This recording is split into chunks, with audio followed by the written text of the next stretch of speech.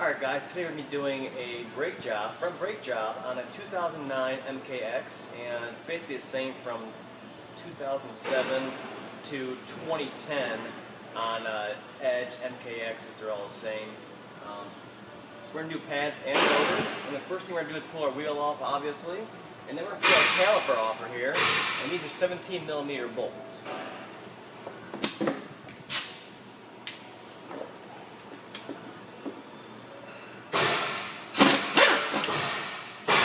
And these pins on here are actually different lengths, so make sure you keep them in order. The bottom one is shorter and thinner, and the top one is thicker and longer. So make sure you keep them separate and you put them back in at the right locations. And you can see the difference right there. It's pretty easy to identify which is which. Definite size difference. Clean off the old grease. Make sure they're not corroded or anything. They shouldn't be. Okay, and then we're going to take a wood clamp or a C-clamp, whichever you have. I prefer the wood clamps, it's faster. And we're going to compress the caliper, pistons back in.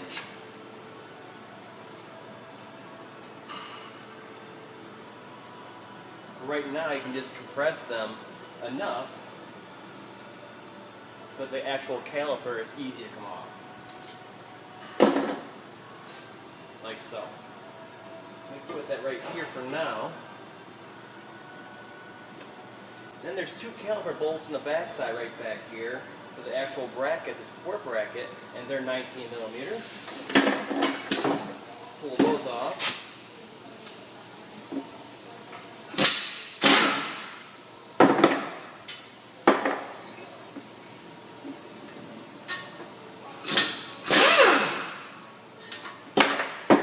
And just watch it because it will fall out pretty easy after that. And then for the actual caliper, I like to hang it up and out of the way while we're doing all our other work on here. So on this one, there's a 10mm bolt right here. We're going to pull it out and get it hung up here out of the way.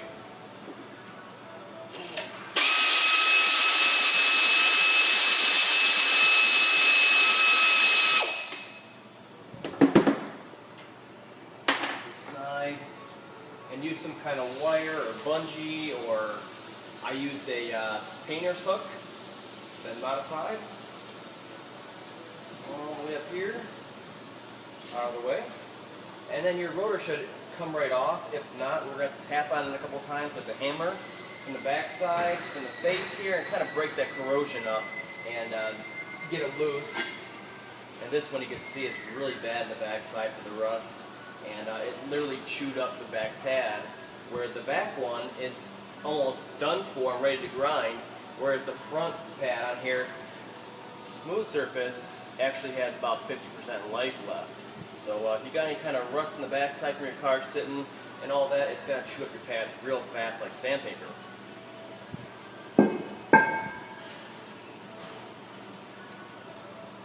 Now let's make sure your hub face right here is clean all the way around. This one's got a light coat of grease from the factory, so it's got no corrosion on it, plus it's a newer vehicle. We're just going to make sure any kind of debris is off there. So with the new rotor on, it sits nice and flat on there, and it's not cocked out at one point. Okay, so now for the rotor, you're going to want to make sure that it's clean and free of oil, any kind of debris on there. If you get a good one from a good manufacturer, they're going to use a non-corrosive paper type deal where it absorbs the moisture instead of coating these with oil. So it's up to you, but either way you should clean them off and brake clean before you come on, so there's no contamination around your pads. Slides right on.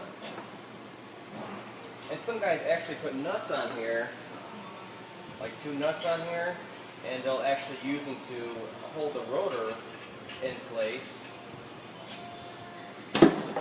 so you're not fighting it later on.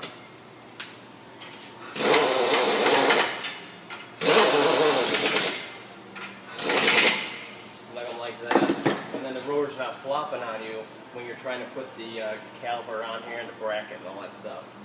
It's up to you. You don't have to do it. I usually don't do it. Okay, so now it's time to actually clean our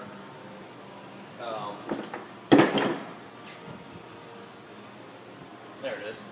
Now it's time to actually clean our old caliper bracket, and check your pads. They should slide right out, kind of like that. If not, we need to clean up the actual recesses in here where the pads slide into, the guides. Because if they're all corroded, they're put a lot of pressure on the actual pads, and then they're going to get stuck in there, and they're just going to grind against the face of the rotor and wear down very quickly. Not to mention, your braking effectiveness can be reduced, and you could also create a pull that way. So these should come out pretty easy by hand. This one's sticking a little bit. We're definitely going to find some corrosion here. I'm sure I'll be able to show you something off of this one. Okay, so one other thing, these little anti-rattle clips are very important, so you want to put new ones in there so you have a good amount of tension on them, and they should come with your pad kit, so take them out. We got to look at the actual groove in here anyway to make sure there's not excessive corrosion in here in the actual groove here, so that there's not a lot of pressure in the pads like I was saying. And these ones look pretty good, but I'm still going to clean them up with regular sanding disc. Okay, so we got it all cleaned up. We got our grooves clean, we sprayed down brake clean, and I put our new anti-rattle clips in here. And just make sure you don't take away too much material, because you can also actually cause a knocking noise when you hit the brakes in forward and reverse positions. At this point, we're free and clear to start bolting it back up.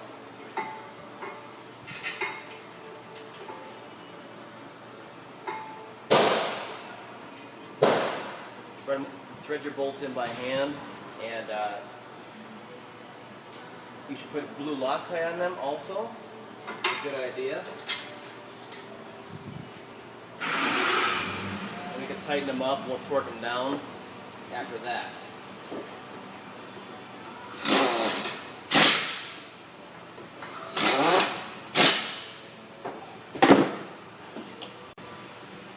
Okay, our bracket's all back on here, everything's secure, all our clips are in place. Now it's time to start taking care of this old caliper.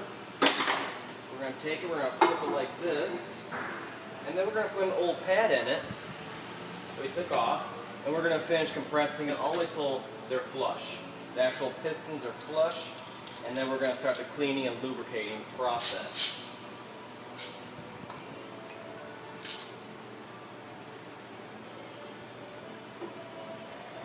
Okay, we got our pistons all the way back in, and our boot is fully back in also. You want to make sure there's no air pockets in there.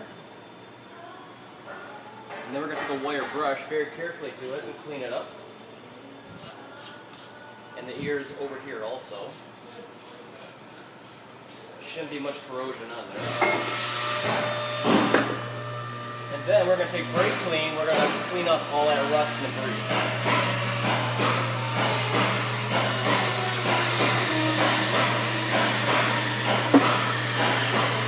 A good wiping.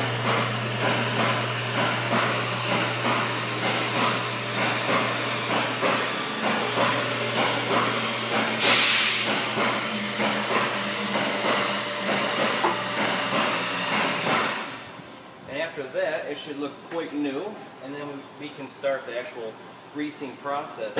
I use the Motorcraft silicone brake dielectric grease. It's nice thick stuff. Put it on the ears. Good amount, and the same thing with the actual piston faces here. Round and round.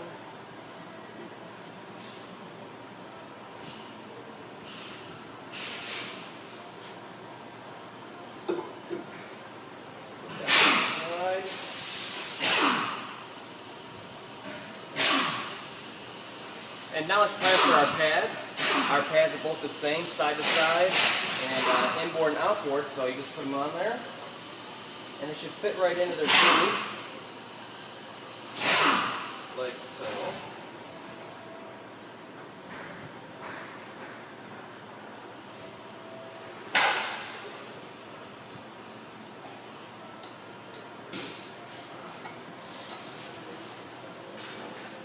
Like that. Should be quite a bit of tension on them, so they're not loose in there. But you should be able to slide them in by hand though.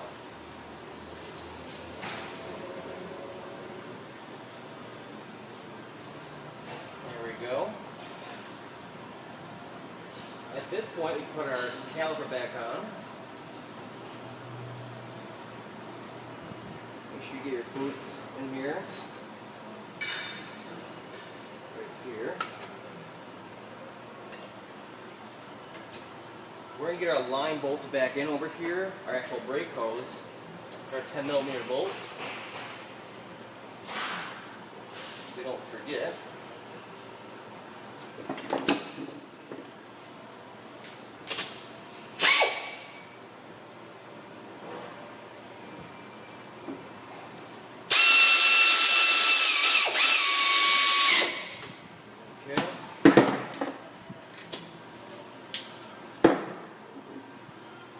And then for our guide pins, make sure you grease them up the whole pin length, except for the thread. You don't need nothing on the threads. And again, the thick, long one goes on top. Just kind of work it in there. So you go in the actual center of the hole of this boot right here. Might get cocked in there. Just kind of move around like that. And then start threading these by hand.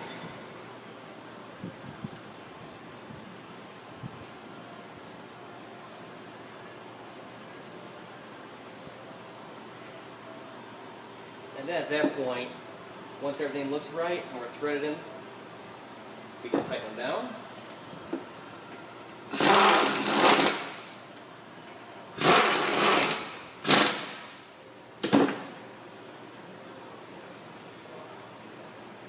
And I'm not sure if I mentioned it or not, because the length of the brake hose here, and we took off that retainer bolt, just make sure it's not twisted up before you put your caliper back on. Make sure it's nice and smooth, bends like this, right into it.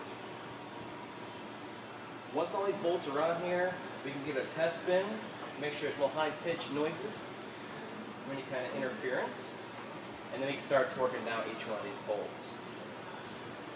Okay, so those 19mm bolts, those caliper bracket bolts, are 98 foot-pounds.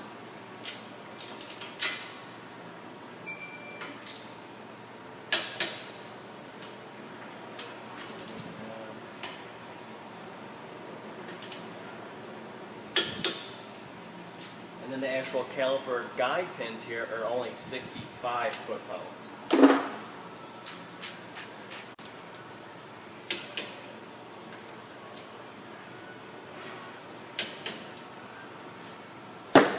And that is all there is to it. Just make sure you check it over one more time. Make sure everything you touched is back in place.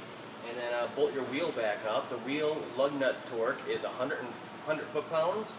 And then you can go for a test drive and make sure that there's no noises and it feels right going down the road. There's going to be an initial break-in period, especially on new pads and new rotors. So just be careful of that.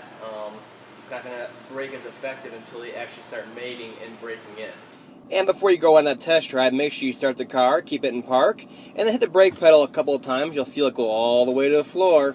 It's taking up that space between the pads and the rotor. The caliper's pushed all the way back in.